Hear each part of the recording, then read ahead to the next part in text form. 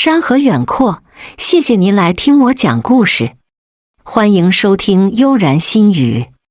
女人为了结婚而结婚，后又被丈夫无情背叛，是种什么体验？何洛薇没有想到，平常看着稳重的丈夫，竟然也有背叛自己的一天。照片里的男人痴迷地用女人拥吻，而怀中人儿竟一脸享受地笑着，似乎在嘲讽何洛薇是一个不折不扣的失败者。而他不过是勾勾手指，就把男人迷得神魂颠倒，连自己的妻子刚刚怀孕都懒得搭理了。闺蜜安慰地拍一下她后背，柔声说：“小薇，为这一种男人不用伤心，想好如何离婚才是重要的。”何洛薇苦笑点头：“谢谢你，文文，我一定会让他净身出户。如果敢于背叛，那就要承受最后的结果，不然背叛的成本太低，世上男人就都不怕离婚了。”说完这话，何洛薇眼眶的泪夺眶而出，说不恼火是假的，但她现在没有伤心，而是对婚姻的认清。没有感情基础的婚姻，过不好才是常态。而她在3年前只是为了结婚而结婚，能够得到幸福的几率可想而知了。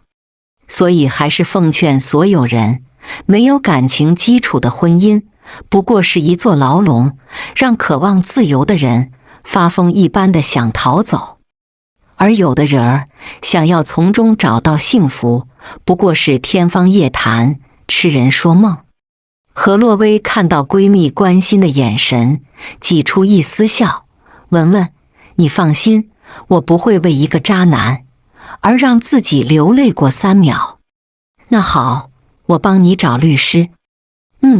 还是你最懂我。”闺蜜安宇文拨通朋友的电话，说出何洛薇的事，那边一口答应。毕竟这种有一方过错的离婚官司是最容易赚的钱了。隔天上午，何洛薇就按照约好的时间去见周律师了。“你好，这是我找到的证据，够让他净身出户吗？这照片？”周律师低声问。如此清晰的抓拍，若不是近距离接触，恐怕很难做到，不得不让他怀疑是有人故意拍的照片。“你怀疑的没错，这照片是我丈夫情人寄给我的，但他没有想到，当时我闺蜜就在同一家酒店，拍到的照片远比这张更炸裂。把所有资料交给我，我会帮你打赢这场官司，相信我。”“谢谢你了，周律师。”何洛薇见完周律师就开车回家，还特意从超市买了新鲜的菜。在没有挑明前，她并不想把夫妻关系搞僵了。“小薇，这是给你带的礼物。”她笑着接过项链，仔细地打量一番，才笑着说：“好美，好像是今年的新款，不粘不结的，让你破费了。”张俊辉温柔抱住她，想要亲吻粉唇，却被何洛薇巧妙躲开。“我中午吃大蒜了。”听这话，他笑着在额头吻一下，才假装深情地说：“小薇，今天是特意回来陪你，因为从下半年开始，我要去外地的分公司工作，连我们家越来越远了。”说完，怕他伤心，张俊辉拿出一张银行卡：“小薇，这是我的年终奖金，都给你了。俊辉，你对我真好。”何洛薇不动声色地将一个跟踪软件藏在了他的手机里，才满意地去浴室洗澡睡觉。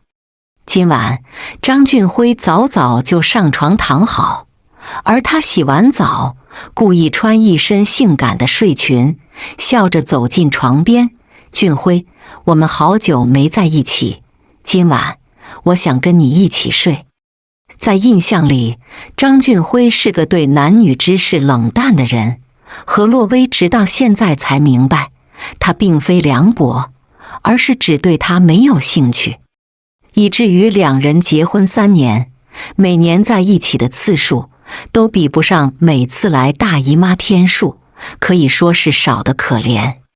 小薇，我今天累了，不如明天吧。可你明天下午的飞机，他假装委屈地说。张俊辉敷衍的一笑，顺势将他扯进怀里，正要更进一步，却被何洛威拦住，一脸尴尬的笑笑。我好像突然来姨妈了。小薇，你真是磨人精，下次吧。何洛威转身离开客卧，彼此心里都长吁一口气。都说最怕夫妻同床异梦，而他们3年的婚姻早就习惯了分房而睡，异地而居，该有激情没有，倒是从一而终的冷淡。隔天下午，张俊辉提前离开家，给他的借口是公司临时通知让他提前去外地报到，所以连飞机票也改签了。他坐着出租车离开，就直接去了飞机场附近的酒店。一开门就被夏瑶腻歪地扑进怀里，来不及关门，两人就拥吻在一起。这么急迫，正好给何洛威抓人的机会。两人正吻得难舍难分时，就被突来的闪光灯吓得忙分开了。张俊辉看清来人，难有保护欲地将夏瑶护在身后，冷厉地瞪他一眼。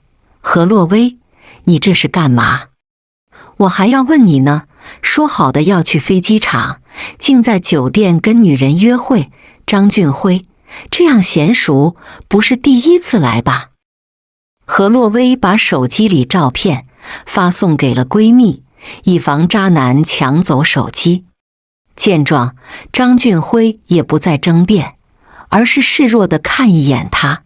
小薇，我可以解释。我在外面等你，现在出门的话，还赶得及去民政局办手续。你决定好了，离开了我，你或许会一无所有，毕竟这3年你一直在读研究生，我才是养家养你的人。出轨的是你，张俊辉，你就等着净身出户吧。何洛威懒得再多说，撂下一句话就优雅地摔门离开。这样的场景看多了，只怕会长针眼。俊辉哥，我们这下怎么办？是不是都怨我不该太想你，才让何洛威抓到你的把柄？夏瑶怯生生地问。与你无关，瑶瑶，我不会让他得逞的。夏瑶依偎在他怀里。俊辉哥，要不趁着你们还没离婚，不如让他也犯一次错误。算了，总共也没多少钱，就算分他一半，也没啥心疼的。瑶瑶，你放心，就算我离婚了，只会让我们更相爱，而不会降低你的生活品质。你真好。夏瑶满意的在他薄唇亲一下，两人再一次拥吻在一起了。似乎刚才只是一个小插曲，并未影响他们的兴致。然而张俊辉是想的简单了，在见过周律师后，他眉头一紧。周律师，何洛威给你多少钱？我可以双倍给你，就请你帮我让他净身出户。张先生，你才是过错方，该净身出户的是你。何小姐只是拿走房子和一半的钱，已经算是对你有情有义，难道你还想收买我不成？我看你是想多了。张俊辉看一眼桌上的证据，只能闷声叹口气。好吧，我同意离婚，你只需签好字，剩下的事就交给我来处理。周律师见他签好字，收好文件，最后才又说，张先生，我是专业的金牌律师，打你这样的离婚官司确实大材小用，只是帮朋友一个忙。其实我最擅长的是经济纠纷，以后有需要帮助的，随时找我。”听他答应，周律师才笑着离开。而张俊辉因为吃瘪，气得猛捶一下桌子，因为碰到一旁的水果刀，手背竟划开一道血口子，嫣红的血渗出，看着就十分刺目。而他却丝毫觉不得痛，因为心里的窝火已经让他发疯了。“我在上班，有事下班再说吧。”何洛薇没有想到张俊辉会找到公司里来，还气势汹汹的样子，一双眼猩红的吓人。张俊辉扯住他的胳膊，将人拽到面前，才冷声说：“何洛薇，你还真是阴险，竟然处心积虑地分走我的财产，你究竟有多少能耐是我不清楚的。张俊辉，婚内出轨的是你，本该让你净身出户，我还留你30万，你该知足了，还敢来公司里闹，就不怕我报警吗？既然已经离婚，就不怕彻底撕破脸了？报警？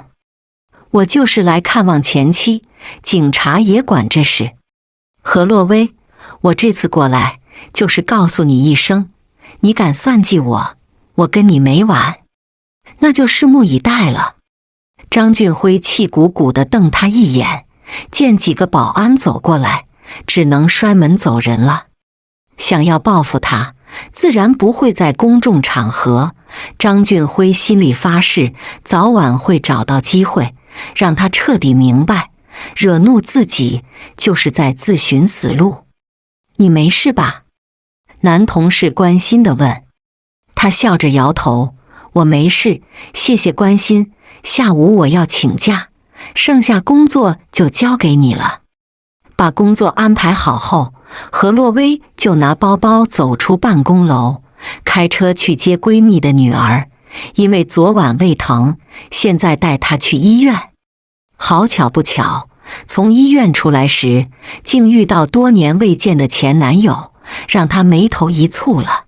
“干妈，那位叔叔好像一直盯着你。”闺蜜女儿满满，年仅8岁，是一个机灵古怪的丫头，看着小巧，却早早就懂得察言观色。“满满，你帮干妈一下，好吗？”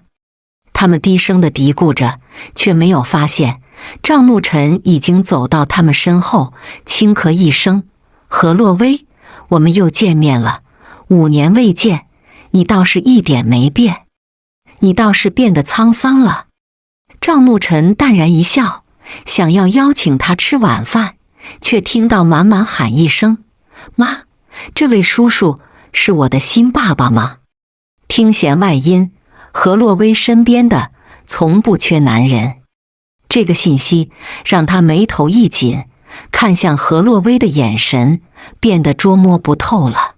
“你这个女儿看着不像5、6岁。”何洛薇撩人的一笑：“我女儿的爸爸是一个篮球队员，身高这一块比一般大的小孩总是高上几公分。赵慕辰，你不会以为我们分手后我就一直恋着你吧？”他没有说话，只是默默地盯着他。在这5年里，我谈过无数恋爱，还离过婚，生活阅历不要太丰富，不像你竟把自己折腾得如此病态。他惋惜地叹口气：“我还要见个朋友，不如先加个微信，以后再慢慢聊。”何洛薇本想拒绝，却被满满抢先一步，和赵慕辰互加好友了。“叔叔，我很喜欢你，下次再见，我请你吃冰激凌。”“好，那我请你吃大餐。”两人有说有笑，何洛薇竟成了局外人，处那里有些尴尬了。等人走了，何洛薇瞪一眼干女儿：“安初月，你这是胳膊肘往外拐，知道我跟他有仇，还跟人家做朋友。”“干妈，就是前男友而已，哪有深仇大恨？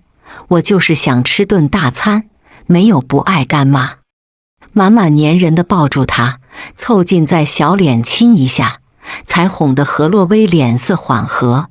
我不想跟他有交集，你也别跟他再联系，懂吗？干妈，爱之深恨之切，我可以理解为你是因爱才讨厌赵叔叔的吗？安初月，你以后再敢去图书馆，我打断你的腿。人家从图书馆借的书都是世界名著，你倒好，看的都是言情小说，小小年纪就情啊爱啊，长大了还得了。满满一本正经地反驳，干妈，我们一家3个女人，你们俩都爱情失败，就不许我以后寻找幸福，真的太霸道了。你别偷换概念，我只是说一个事实，干妈，我是年级第一，我妈都不管恋爱，你难道要棒打鸳鸯？更何况我还没谈恋爱，未来10年也没有打算，所以你管好自己比管我更重要。何洛薇气得脸色一白，安初月，你忘了是谁给你换的尿布，是谁给你冲的奶粉？女人都是如此，说不过就开始翻旧账。干妈，古人都说上梁不正下梁歪，你和妈妈都没有把自己嫁出去，我之所以学习，只是想帮你们一把，难道也错了？满满委屈的小脸都皱巴了。安初月，这话能用在这里吗？干妈，赵叔叔给你发微信了，说是请你吃晚饭，带我一起呗。满满完美的岔开刚才的话题。何洛薇想也没想，就直接把他微信给拉黑了。好马不吃回头草，更何况他们分手后，赵沐晨就消失得无影无踪。从这能看出来，他根本不在乎这段感情，那自己就更不必拿他当人看了。干妈，你好狠心。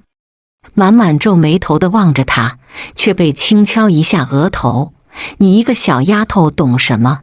我这是保护自己。走了，带你去吃晚饭。某天，在酒吧里，何洛薇没想到，在离婚后还能再见到张俊辉，还有他身旁的夏瑶，一身名牌衣服，还背着奢侈品包包，倒是比对他要舍得花钱。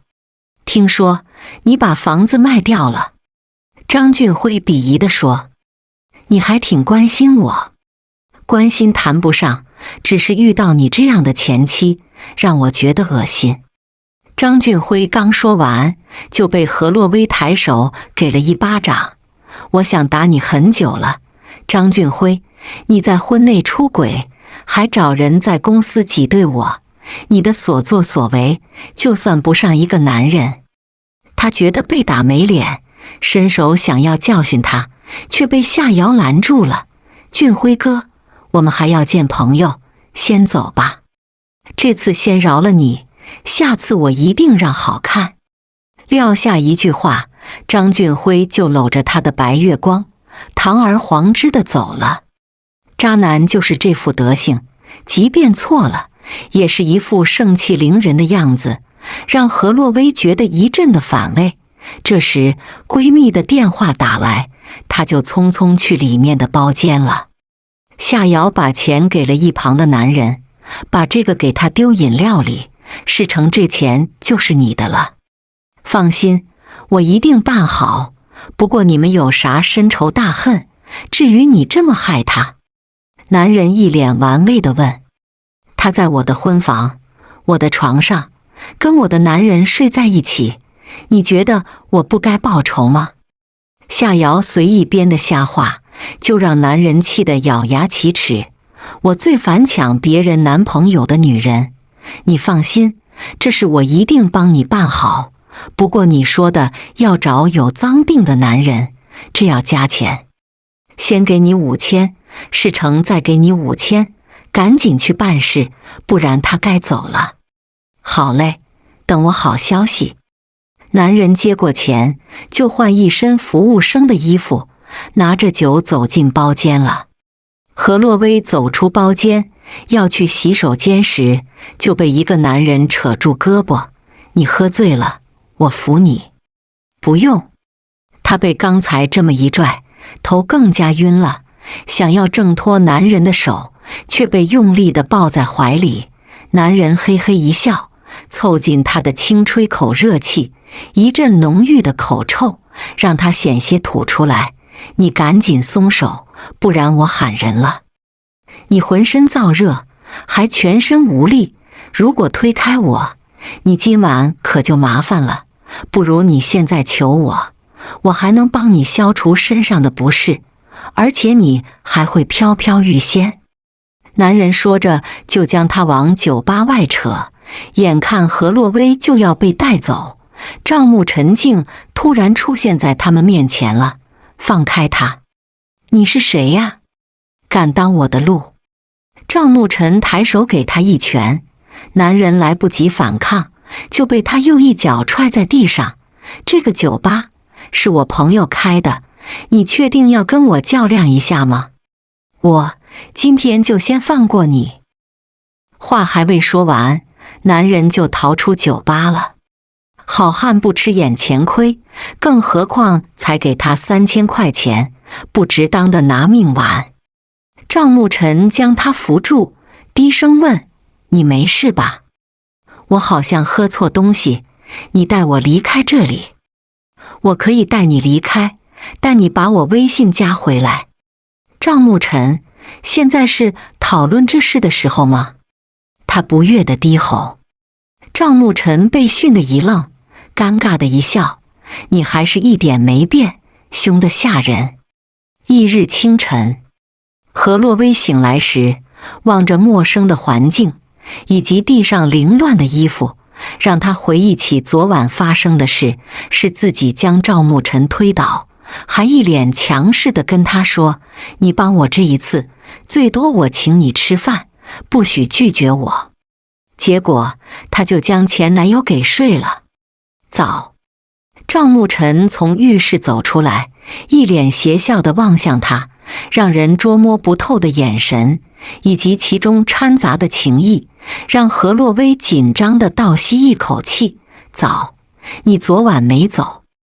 你还说呢，昨晚被你折腾到凌晨2点，我想走也没力气了，现在感觉怎么样？”何洛薇脸红地挤出一丝笑：“还行，感觉一般般。”他本想贬损一下赵慕辰，谁料他竟扑哧笑了：“我是问你被下药后，现在身体感觉怎么样？谁问你其他的事了？”不过他话说一半，就几步走到床边，眼神复杂地盯着他：“何洛薇，你是离过婚的女人，听说还有3年的婚史，怎么感觉还是青涩懵懂？不会你结了个假婚吧？”提到这茬，何洛薇脸红到脖子：“我只是身体不适，平常我跟我前夫……不对，我为什么跟你讨论这事？赵慕辰，你少套我话。闭上眼。干嘛？昨晚我啥没看到，而且你身材也就一般般，我也没想再看。”何洛薇捡起地上自己衣服，抬脚朝他小腿踹一脚：“好狗不挡道！”见他一脸得意的走进浴室，赵慕辰紧跟后面的说：“何洛薇，你这是用人朝前，不用人朝后，以后别想我再帮你。”穿好衣服，何洛薇望一眼脖子上的印子，脸红得发烫了。想不到5年后，他们俩竟又扯到一起，说不上是福是祸，但昨晚确实多亏了赵慕辰。这钱给你，咱俩就算两清了。何洛薇临走时给他500块钱，赵慕辰并未伸手接，他也懒得再啰嗦，直接把钱丢在茶几，就转身要离开，却被他单手扯住了胳膊，把话讲清楚。昨晚你帮我，我也不能欠你人情，这钱就算是你的辛苦费。赵慕辰，我们都是成年人，你不会因此想要赖上我吧？”赵牧尘望着他优雅离去，只能苦涩的一笑。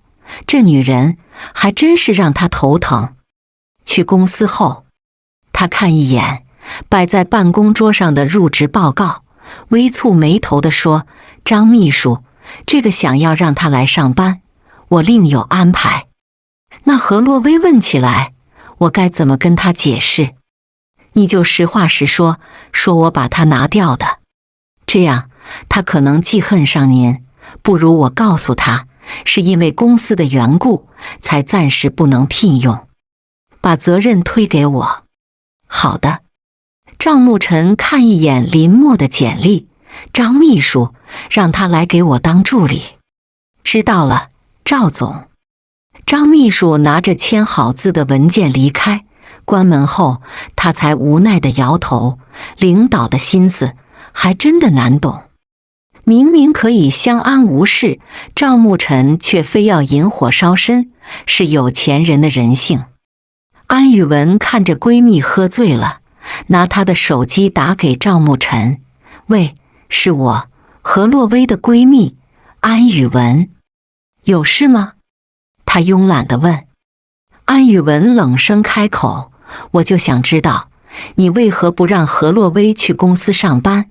难道是为了打击报复？我想你不是这么公私不分的人。”“我说，是因为公司不允许办公室恋情，你信吗？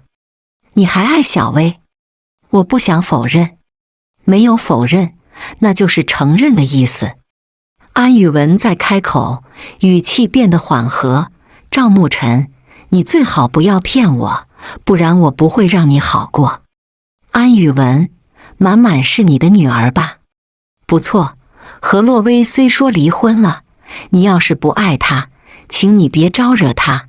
没有你们男人，我们3个人也能过得很好。”赵牧尘微顿一下，才淡漠地说：“5年前，我都是为母亲而活了，现在我想为自己活一次。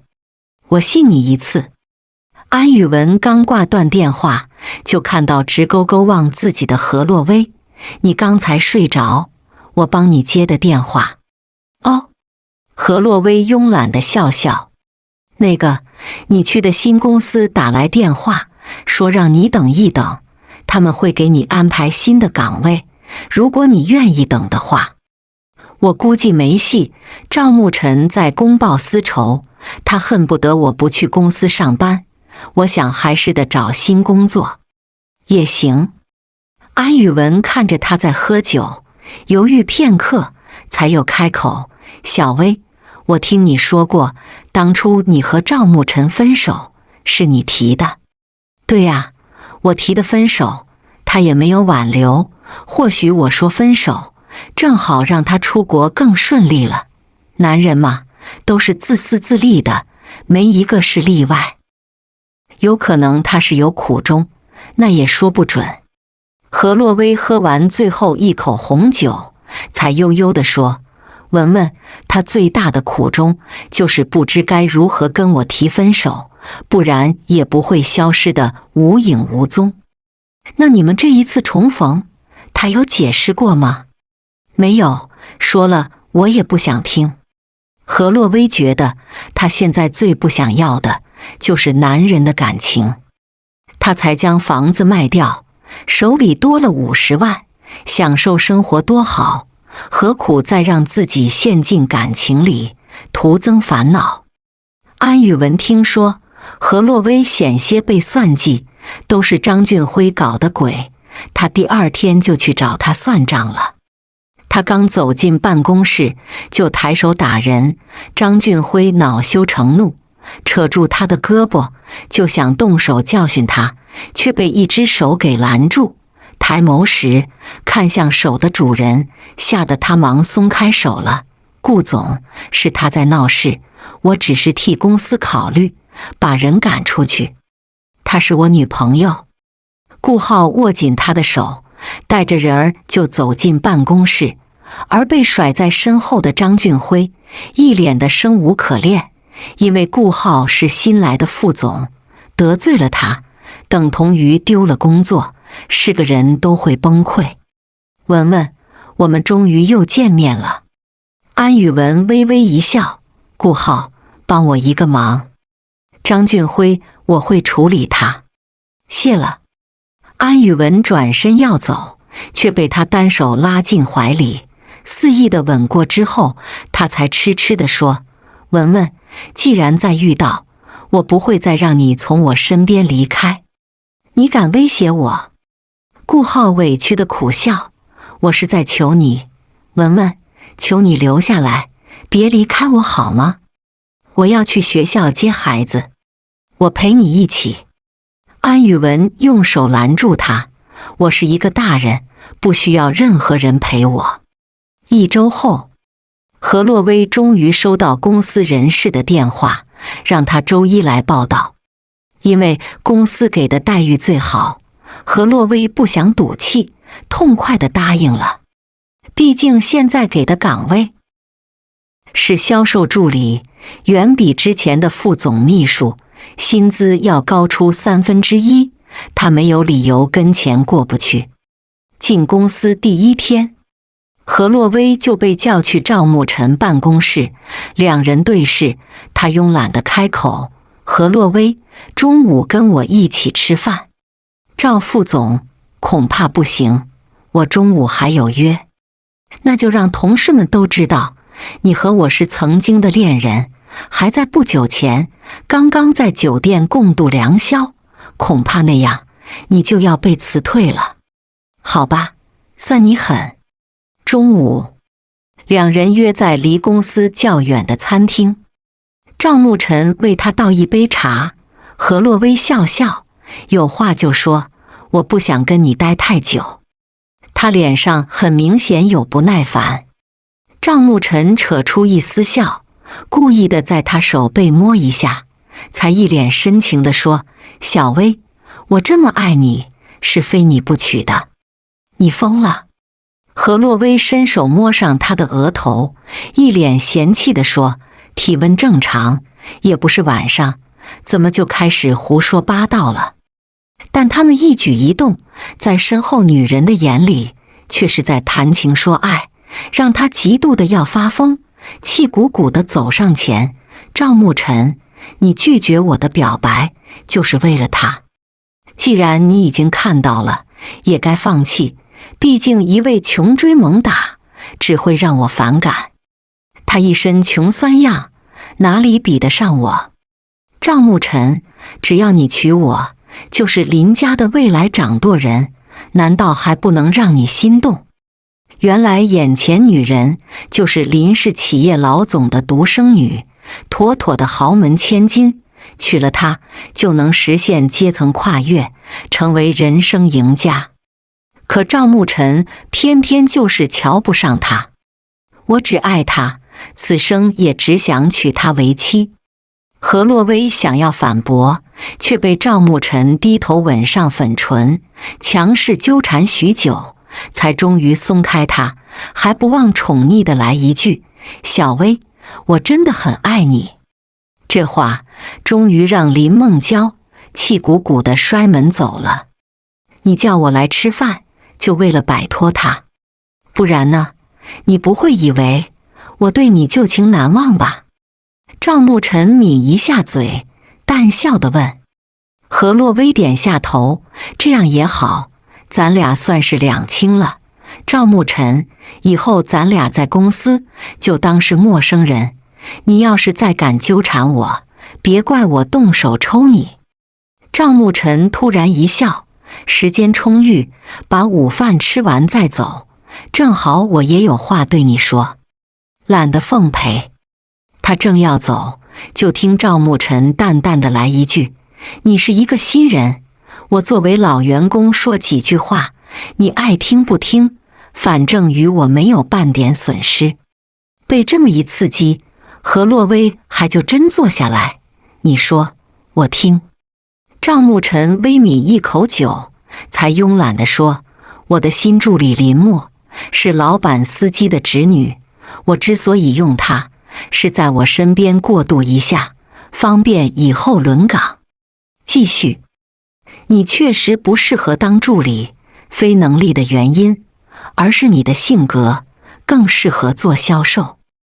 我也没有公报私仇，对于我们的往事，那只是一段过眼云烟，与我毫无影响。谢谢赵副总，特意跟我解释这些。对于你说的往事，我早就忘记了。还有能跟你共事，是再正常不过的小事，希望你能公私分明。几天后，在公司里，何洛薇刚上班不久，就被女领导安排去照顾赵沐晨一天。秦总，我是你的助理。秦娇娇笑着点头，我知道啊，不过林默休假一天，赵总身体不适，你帮我这个忙，好吗？行吧。既然领导发话，何洛薇也只能去他的办公室。刚推开门，就闻到一股浓郁的酒气，而躺在沙发里的男人一副慵懒而帅气的样子，让他本能地倒抽一口气。赵总，这是你要的冰美式。过来。他微睁眸子，眼神复杂地盯着他。而何洛薇察觉出不同，想走却被他单手拽住了胳膊，声音沙哑地开口：小薇，别走好吗？赵副总，你喝醉了，我去给你买醒酒药。不用，你坐下来陪我，一会儿就好。无奈，他只能乖乖坐在一旁沙发里。两人四目对视，让何洛薇脸红地点下头。听秦总说，你工作能力强，很喜欢这份工作。每一分让我挣钱的工作，我都喜欢。赵沐晨微顿，才抿嘴轻笑。那若我给你发工资，你也愿意跟我在一起吗？我对你是宁死不从。他直白的拒绝，让赵沐晨脸色一沉。我昨晚喝到凌晨，你现在送我回家。好的，赵副总。因为他一身酒气，何洛薇接过车钥匙开车，或许是太累的缘故，一路上赵沐晨始终闭着眼，让他心情舒缓一些。赵副总，到你家了，跟我上楼。何洛薇想拒绝，却被他牵着手走进电梯了。电梯门关上，他突然单手将人儿抵在墙边。小薇，搬过来跟我一起住。你疯了？我已经告诉秦副总我们之间的关系，他也表示祝福了。何洛薇用手护在身前，那是你的事，我最多离开公司，但你也别想威胁我。他只是想有一份工作，但即便被辞退，也丝毫不惧，毕竟卖房子的钱足以让他安心找到下一份工作。赵沐晨没再说话，在他搀扶下走进了家，但在关门的刹那，低头吻上他的粉唇，肆意地亲了许久，直到看他快要窒息，才松开手，声音低哑地说：秦副总是我好兄弟的媳妇。那很好啊。他猛地推开人，一脸嫌弃地擦着嘴角他残存的气味，心里却砰砰直跳。我在跟你解释。我知道。他优雅地起身，单身隔开两人的距离，才又开口：赵副总，要没别的事，我先回公司了。何洛薇，5年前我突然离开，是因为带母亲去国外看病，现在我突然回来，也是为了一个人。听这话，他微微一震。伯母还好吗？他点点头。在国外治疗5年，已经基本控制病情，但至于能活多久，那就看天意了。不过母亲希望我能够追回喜欢的人儿，不让人生留有遗憾。哈哈，伯母还挺操心的。赵沐晨将一枚钻戒放在他脸前，一往情深地开口：小薇，我会离开公司，所以做我女朋友吧。这两者没有直接关系吧？公司不让内部恋爱，但我离开，那就不存在违反公司规定。何洛威一脸惊讶，你要辞职？他点头，过段时间想要创业，合伙人就是秦娇娇的丈夫。小薇，你看我都为你付出这么多，就给我一个机会，好吗？求你了。他苦涩一笑，赵沐晨，你现在喝醉了，等你酒醒再跟我谈论这事，要在桌上，记得吃。望着何洛威逃之夭夭的背影，赵沐晨君脸上挤出一丝苦笑。当年一走了之，现在追妻火葬场，他可是有的吃苦了。不过哪怕有登天之苦，他也不会放弃，此生注定要娶何洛威。因为要忙着开公司，赵沐晨最近总是请假外出，所以在公司何洛威基本见不到他。这样一来，也省得两人尴尬，不知不觉就过了1月。何洛威马上就要成正式员工，却在这关键时刻出意外了。林梦娇气鼓鼓的走进赵沐晨办公室，冷眼看向外面的何洛威，你竟为了喜欢的女人要离开这里？我只是做想做的事。他无聊地抿一口茶。那我呢？在国外陪你5年，是你最阴郁的时刻，难道你都忘了？赵沐晨递过来一张支票，这是我妈给你的，感谢你这5年来在医院对她的陪伴。林梦娇，强扭的瓜不甜，你早该放弃的。我若非要把你夺回来，在这个公司闹得人尽皆知，你又该如何处理我们之间的关系？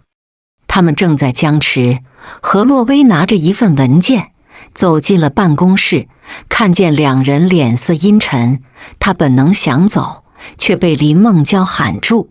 何洛威，把事说清楚，再走也不迟。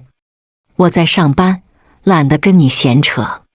就在这时，赵沐晨大几步走到他身边，手放在纤腰上，微微一扯就将他抱在怀里，低头温柔地吻上粉唇，轻柔和缠绵的吻让所有人都震惊了。公司反对办公室恋情，这样的一幕迟早有人要遭殃了。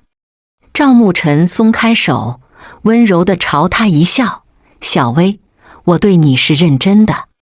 哼，我发誓你们不会幸福的。林梦娇气鼓鼓地摔门走了，这样情意满满的神色，没哪个女人不嫉妒，而她作为情敌，早就发疯到崩溃了。何洛威从公司出来，就跟闺蜜约好，去两人经常去的餐厅。小薇，赵沐晨都要辞职了，或许你就不用走，提早忧心忡忡，没这必要吧？闺蜜安抚的一笑。你没看到今上午发生的一幕，被公司同事都看到了。我要是还待在公司，估计就成了大家谈笑的话题。她委屈地叹口气。网络没有记忆，更何况是无关紧要的人。兴许过个半月20天，新的八卦早就盖过你的事。话未说完，何洛威就猛灌半瓶红酒。当安宇文抢过瓶子时，他早就醉意浓浓了。文文，我要杀了赵沐晨，他就是回来害我的。说完，他就歪头倒在一旁，呼呼地睡着了。安宇文叹口气，就拨通赵沐晨电话。你要是不爱小薇，能别再招惹她吗？电话那头停顿一下，才低声开口，那我要是爱她，那就好好谈恋爱。我就这么一个闺蜜，你要是敢伤害小薇，我拧断你的脖子。安宇文说完就挂断电话。又过半月，安宇文带着女儿要去国外生活了。这是2年前就计划好的，没想到竟真的到这一天。何洛威竟哭得眼泡都肿了。文文，等我攒够钱，也去国外找你们。在那之前，你们要过得很幸福。知道了，你一个人在国内也要保重身体，遇事别冲动，实在不行就去找赵牧尘。我瞧他对你有心，如果你也喜欢他，倒是可以给他一次机会，你说呢？再说吧。何洛微敷衍的一笑，又看向一旁满满抱着干女儿安初月，帮我照顾好你妈妈。赵叔叔。安初月朝着身后的男人挥挥手，凑近何洛微耳边说，干妈，机会给你了，记得牢牢抓住哦。忘了告诉你，我替你调查了赵叔叔，他是一个有钱专一的男人，这些年在国外，除了忙事业就是照顾家人，所以他的好，你值得拥有。加油，干妈。望着已经登机的两人，何洛微哭得更凶了。赵牧尘温柔递给他一张纸巾，小薇，连满满都希望我们复合，你就可怜一下我呗。可怜用在这里不合适吧？可我是真的还爱你。他伸手想要拭去他眼角的泪水，却被何洛微躲开，挤出笑地望着他。赵牧尘，我才刚刚离婚不久，并不想再跳进坟墓，你就让我放松一下自己，好吗？我可以等你。他深情地告白。何洛微摇摇头，我刚被升职，所以想以事业为重。他温柔地撩一下他额前的发丝，我可以做你背后的男人。这话惹得何洛微一阵咳嗽起来，而赵牧尘轻拍他的后背，眼神灼灼地盯着他，就更让何洛微紧张了。那个，我真该走了。不等他反应过来，人儿已经逃出门外了。赵牧尘苦涩一笑，何洛微的可爱让他越发痴迷了。某天，在陪客户吃饭的时候，何洛微看着眼前的张老板，50多岁的年纪，一身的油腻，让他紧张的一笑。张总，你说夏瑶是你的女朋友？对呀，刚才就是他打电话说要来接我，不过被我拒绝。怎么，你们认识？何洛微摇摇头，我只是觉得名字好听。张总，我再敬你一杯。张总眼神贪婪地盯着他，喝完酒就想趁机摸他的大腿。何洛微巧妙躲开，想要去外面透口气，却被张总紧跟着追出来，大手搭上他的肩膀，笑嘻嘻地说，何主管，我一直挺欣赏你，不如我们深入了解一下，你说好吗？那不好吧？跟我套近关系，可以让你拿下合同。何主管，你是事业型女人，不会到手的鸭子让它飞了吧？张总凑近想亲他，竟被何洛微给推开。张总，我有男朋友了，请你自重。我还有女朋友呢，那怕啥？我们只是偶尔在一起，不会影响他们的地位，你说呢？张总更放肆的想要偷亲他，竟被及时赶过来的赵牧尘抬手给他一拳，随即就将何洛微护在身后。你没事吧？我还好，亲爱的，你怎么才来？我都等着急了。何洛微转头望向张总，这就是我男朋友。张总，我先走了，工作的事改天再聊了。坐上车，何洛微才深吸一口气，一旁的赵牧尘轻身朝他吻过来，两人在车里拥吻许久，他才低哑地说，小薇，我们和好吧，这些天来看着你跟别的男人谈笑风生，我都要被你逼疯。他单手攀上她的脖子，在薄唇亲一下，才笑着说，好啊，谁让救我的总是你呢？从这晚开始，两人终于和好，也开始同居的生活。久别重逢后的和好如初，让他们更痴迷彼此，爱得难舍难分。而夏瑶以为能够嫁进豪门，却在与张总交往半年后，才知他身边的女人不止他一个。而最让他头疼的就是何洛薇，他无时无刻不在想着如何赶走何洛薇，让自己坐稳豪门太太的位子。半年后的某天，一个阴雨绵绵的下午，夏瑶在咖啡厅见朋友，聊几句就把一张支票递给男人，这只是定金，事成之后我还会给你100万，不过我要何洛薇彻底消失。可他是赵牧尘的爱人，惹怒了他，我可是很麻烦。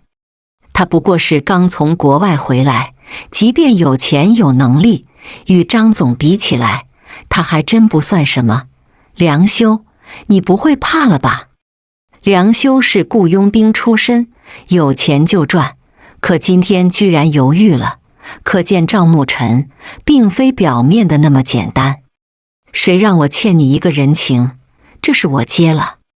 梁修拿着钱起身离开，他开车来到一个酒吧，将照片和钱都给了面前的男人，才低声说：帮我搞定这个女人，最好让她从此消失。修哥，我从不杀人。梁修眉头一挑，让人消失的方法很多种，你可以让她待在大山里，或者嫁给一个乞丐，不管如何，只要不回这里，别人也找不到她。就算你完成任务，这50万就都归你了。明白了。男人把钱揣兜里，就转身离开酒吧，但在他经过走廊时，却被对面的人把他口袋的照片给换了，该被抓的竟成了夏瑶。一个破旧仓库里，夏瑶被欺负得一身伤痕，她胆怯地望着男人：你到底是谁？为什么要害我？你不用管我是谁，我知道你是何洛薇。对了，你得罪不该得罪的人，所以必须消失。男人不给他反驳的机会，抬手将他打晕，装进麻袋后，就扛着丢进门外的车里，猛踩一脚油门，车子消失在黑夜里了。害人中害己，夏瑶终是掉进自己设下的陷阱。而本该被算计的何洛薇，却安稳地待在赵牧尘身边。两人漫步在金黄色的沙滩上，望着远方的夕阳，嘴角荡起一丝笑。你要跟我说一件事，现在总该说了吧？这是夏瑶想要害你的证据。看一眼偷拍的视频，何洛薇后背一凉。赵牧尘，那还等什么？我们赶紧报警。据我查到的，他想害你不止一次。小薇，我已经帮你解决了这事，你要如何感谢我？何洛薇踮起脚尖，在他薄唇狠狠亲一口，才笑盈盈地说：我爱你，赵牧尘。